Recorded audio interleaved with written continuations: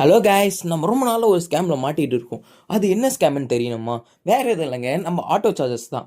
அது எப்படி ஸ்கேம் ஆகலாம் அப்படின்னு நீங்கள் கேட்கலாம்.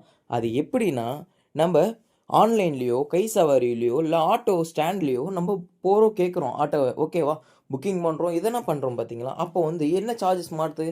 நம்ம வந்து ஒரு 10 கிலோமீட்டருக்கு 300 400 பேசுகிறாங்க.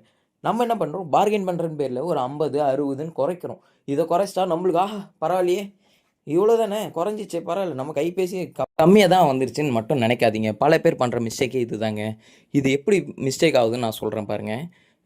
ஆட்டோக்காரங்க எல்லாருமே ஒரு கிலோமீட்டருக்கு 18 ரூபா 20 ரூபா அதுக்குள்ளே தான் எனக்கு சார்ஜஸ் வேணும் அப்படின்னு கேட்டாங்க. கவர்மெண்ட் கிட்ட ஸ்ட்ரைக் பண்ணாங்க 6 மந்த்துக்கு முன்னாடி, ஓகேவா. பட் நம்மளுக்கு இன்னைக்கு வரையும் சரி அந்த சார்ஜஸை பற்றி போடாமல் என்ன பண்ணுறாங்க, கிலோமீட்டருக்கு 30 40ன்னு போடுறாங்க. இதை பற்றி இன்னும் மேலும் தெரியணும்